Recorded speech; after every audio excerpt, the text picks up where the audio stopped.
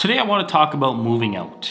If you're 16 to 22 right now, first of all, I just want to thank you for being here and watching these videos because your age range is the exact demographic that I'm trying to reach with these videos.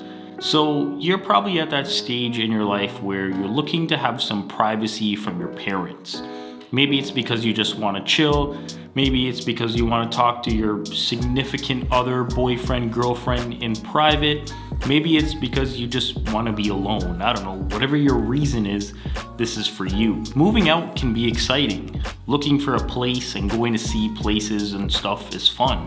What's not fun is seeing the price of rent in the past couple years, and that's where you might start to second guess your decision. Anyway, speaking of rent prices and other things like that, let's talk about the first and most important thing, and that's money. When you move out, everything, and I mean everything, is an expense that falls on your shoulders. I should just kind of mention here that this video is primarily focused on if you're moving out to live alone. I do recommend having roommates because then you can split costs and stuff like that, but let's just say that you're looking to live alone. So when you live at home, you're presumably not paying all the rent. Your parents probably pay some of it. Maybe you have another sibling here and there that they kind of chip in and stuff like that. You know, that's how it was with me and my mom. She covered most of the bills and I had to give her $300 a month for rent and, other bills. Staying on the topic of money, it's not that you have to pay for a bunch of things. That's not the issue. The thing that you have to, kind of factor in is that you have to pay for everything alone. There's no one there to split the cost of rent or food or other things. That's the one good thing about living at home or with roommates. Like, I currently make about $2,000 a month, and $1,300 of that money goes towards paying rent. And let me be very clear, I'm very lucky to be paying this price to live in Toronto. Yes, a huge chunk of my income goes towards rent, but I'm just glad that I only have to pay $1,300 and not $1,700 or $1,800. Like I've said in previous videos, when my mom passed away, I wanted to move, but after dealing with some of my mental health issues and seeing the price of rent, that's why I decided to stay here. Speaking of that video, you can watch it up here, by the way.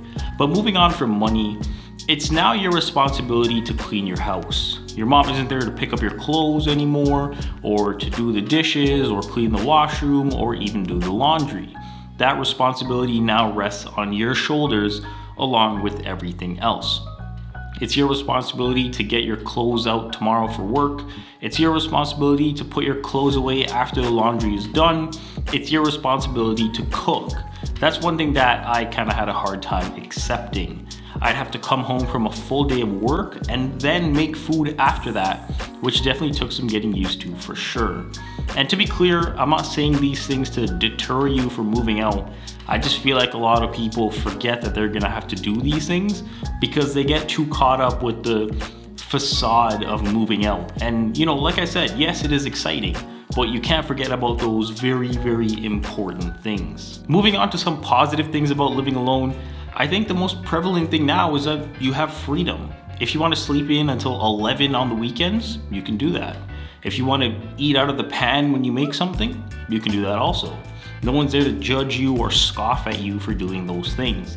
If you want to pee with the door open or walk butt-ass naked around the house, you can do that and no one's gonna stop you. Just make sure the blinds are closed. If you want to go out with your friends and come home at 2 o'clock in the morning, you can do that also. Nobody's stopping you. You can blast music as loud as you want. Well, I mean, maybe not if you live in an apartment or a condo and you can watch shows whenever you want because you're the only one that watches the TV. You can decorate your house however you want, and I can go on and on about good things. But, another main good thing is that it's quiet when you're not blasting music. You can wake up and you don't have to talk to anyone. You can make lunch and you don't have to ask anyone if they want any. You can make dinner for yourself, wash your own dishes, and that's that. You can go whole days without saying a word because there's no one to talk to. It definitely depends on the person though, because some people like being alone and some people don't. Personally, I don't mind being alone because it gives me time to work on videos, play piano, and it allows me to be alone with my thoughts, which is good in moderation, so there's that. Some people might not like being alone though, because either they're scared or they just have to know that someone is there with them, which isn't an issue either.